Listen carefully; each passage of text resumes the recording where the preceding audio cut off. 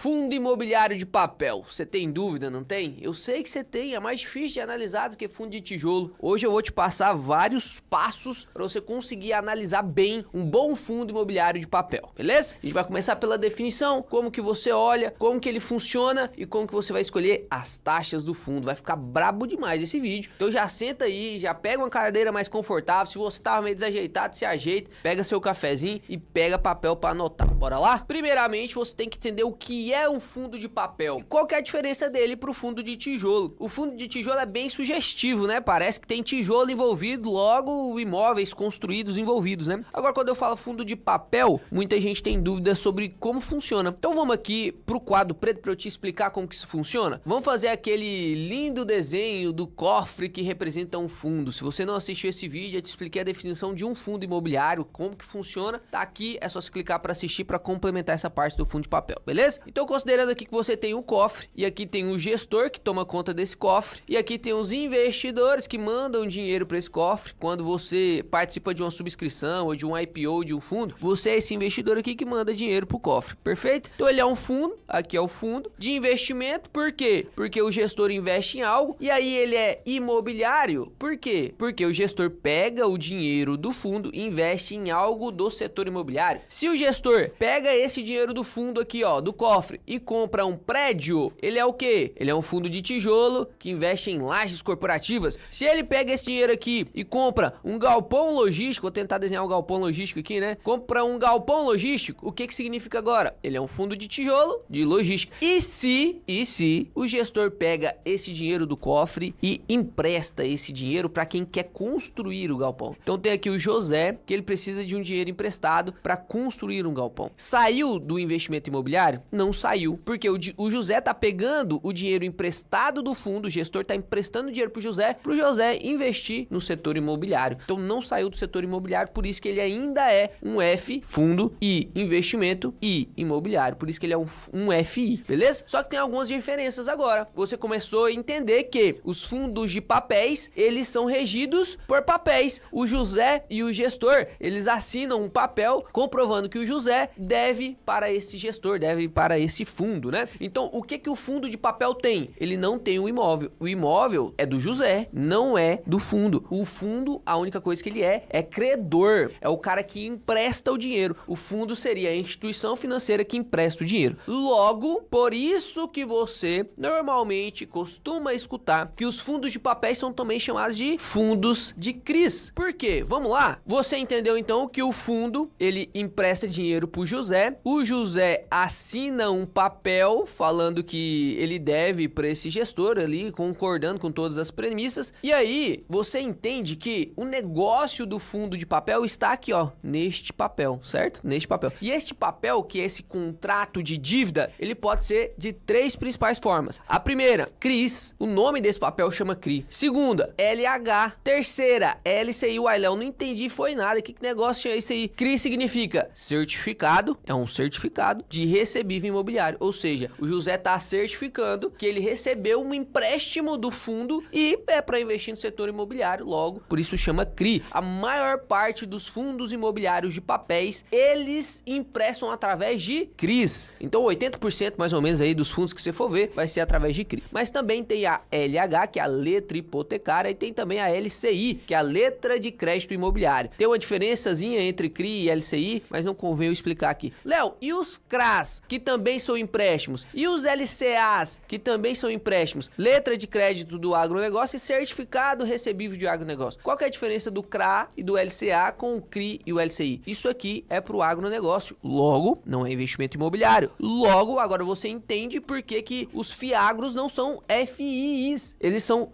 FI agros. Olha que bonito. Agora você tá entendendo, né? Por quê? Ele é um fundo de investimento do agronegócio, não é do setor imobiliário. Então, quando você vai comprar um FIAGRO, você tá comprando um fundo de papel, só que ele é um fundo que investe em agronegócio. Então, aqui no caso seria FIAGRO. A gente vai ater o nosso estudo hoje nos fundos de papéis e eu vou te explicar como que você vai escolher, como que funciona a importância do reinvestimento nos fundos de papéis, diferença grande, gritante que tem entre eles e os fundos de tijolos. Eu tenho certeza que você tem fundo de papel na sua carteira. Se você não tem, deveria ter pelo menos um pouquinho ali, porque ele tem a sua função, os fundos de papéis têm sua função. No momento atual, a minha carteira está em mais ou menos aí 75% 75% de tijolo e 25% de papel. Então esse vídeo é para você que não tem fundo de papel ou tem pouco, e também é para você que colocou toda a sua carteira como fundo de papel. Tá errado também, tá errado também. Então bora avançar aqui no nosso estudo? Léo, eu já abri a carteira de alguns fundos de papéis, como por exemplo o CPTS, como por exemplo o MXRF11, como por exemplo tantos outros, e eu vejo lá que eles têm alguns CRIs sim, só que eles também têm cotas de fundos imobiliários. Eles são FOFs então? Não, calma aí. Os fundos imobiliários de papéis, eles podem ter uma parcelazinha pequena do seu portfólio de fundos imobiliários. Por quê? Porque eles podem fazer ganho de capital. Inclusive, os fundos de papéis, eles não são obrigados a comprar apenas cotas de fundos imobiliários de papéis. Porque se você for olhar, logicamente, teoricamente, se o fundo é de papel, ele deveria comprar outros fundos imobiliários de papel. Mas não, o CPTS, por exemplo, ele compra fundo imobiliário de qualquer tipo de setor, né? Inclusive tijolo, papel, enfim. O importante de você olhar nesses portfólios desses fundos imobiliários que tem outros fundos imobiliários na sua carteira é o percentual disso. Por exemplo, no CPTS 11 é em cerca de 17%, no MXRF 11 fica ali em torno de 14, 22%. O importante é que o fundo de papel, para que ele seja classificado como fundo de papel, ele precisa ter pelo menos 70%, 75% de CRIs ou LHs ou LCI, né? Mas investido nessas dívidas. Ele precisa ser credor para que ele seja um fundo de papel. Ele não é um fundo de papel se ele tem toda a sua carteira investida em cotas de fundos imobiliários. Aí ele vira um FOF, fundo de fundo. Ele não é um fundo de papel se ele tem 80% da sua carteira investida em imóveis, galpões logísticos ou lajes ou qualquer coisa do tipo. E tem lá só 20% de CRI. Não é considerado fundo de papel. Fundo de papel é aquele que tem a maior parte da sua carteira de CRIs. Aí coloca ali só para poder ficar didático, para você conseguir olhar e definir 70%, 80% ali de CRIs são fundos de papéis. Vamos avançar para a próxima parte agora, já que você já entendeu o que é um fundo de papel, como que ele se transforma no fundo de papel, que é quando o gestor pega o dinheiro do cofre e empresta isso para alguém que quer investir no setor imobiliário. Você já entendeu a diferença entre fundo de papel comum, os CRIsãos, com os FIAGROS. Tem um setor diferente, é um setor diferente, funciona da mesma forma, mas é um setor diferente. E você já entendeu também que os fundos de papéis, eles não têm imóveis, eles só têm dívidas. Então agora a gente precisa entender qual é a vantagem do fundo imobiliário de papel ter essas dívidas. Por que que os fundos de papéis, eles não querem ter os imóveis? Por que que eles preferem ter as dívidas? Já parou para se perguntar isso? Então se arruma na cadeira aí, se concentra para você conseguir entender isso aqui, porque isso aqui a gente vai aumentar um pouquinho a complexidade. Isso aqui é aula de curso, hein? Isso aqui é aula de curso, então preste atenção. Então vamos lá, quando você vai emprestar o dinheiro, que não seja aí para sua mãe, né, para o seu irmão, para os seus parentes em geral aí, que você não vai cobrar juros, se você vai emprestar o seu dinheiro para qualquer outro tipo de instituição, para qualquer outro tipo de pessoa não próxima de você, você vai cobrar um juro, não vai? Então você vai emprestar aí, sei lá, R$300 aí para alguém e você vai querer receber daqui 1, 2 anos R$300 de volta? Não, né? Você vai cobrar um juro. Por quê? Porque o dinheiro, ele tem um custo sobre o tempo. Durante o percorrer do tempo, o nosso dinheiro vai perdendo valor com o IPCA, com a inflação. Logo, caso a gente tire esse dinheiro da nossa mão, ele precisa ser ou gasto para virar bem de consumo, ou investido para valorização de capital, ou literalmente emprestado para que tenha juros, correções monetárias. Perfeito? Então você vai emprestar os seus R$300 aí, você vai querer receber daqui 1, 2 anos mais do que 300. Eu vou colocar aqui, daqui 1 ano você vai querer receber 330. Esses R$30 aqui, ó, a mais, o que que é isso? Isso é juro, né? Isso aqui é um ganho que você teve sobre os 300. E aqui não vamos nem nos ater se é um ganho real ou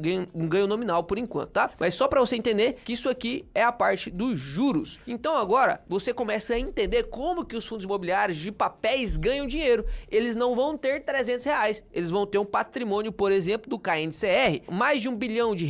E aí, com esse R$1 bilhão, ele empresta para várias pessoas. Então ele pega 100 milhões e empresta para um, aí 30 milhões e empresta para outro, 30 milhões e empresta para outro ali, aí para esse aqui ele empresta 200 milhões. Enfim, conforme esses empréstimos vão acontecendo, eles têm o seu tempo de duração, 1, 2, 3, 4, 5 anos, e também tem os juros. Só que aqui, quando eu falei sobre você emprestar o seu dinheiro e cobrar 330 no outro ano, a gente falou que esses R$30 é juros, e a gente tá falando agora, né, que esse juro foi de 10% ao ano. Só que quando você vai fazer um empréstimo profissional, como os fundos imobiliários de papéis, eles vivem disso, eles precisam padronizar essas taxas. Então você vai cobrar 10% de uma pessoa, 11% de outra pessoa, e você precisa ter um padrão para definir quais taxas são essas. Logo, toda vez que um gestor de um fundo de papel vai emprestar o seu dinheiro para uma instituição, o que que eles combinam? Eles combinam indexação de taxas. Então aqui, ó, indexação de taxas. O que que significa indexação? Indexação é quando eu decido que eu vou colocar o meu dinheiro para ele seguir certo a taxa. Você pode também, por exemplo, investindo em ETFs, falar que você quer colocar o seu dinheiro para seguir um certo índice. Você está indexando também o seu dinheiro, seja ele na renda fixa, seja ele também investindo na média.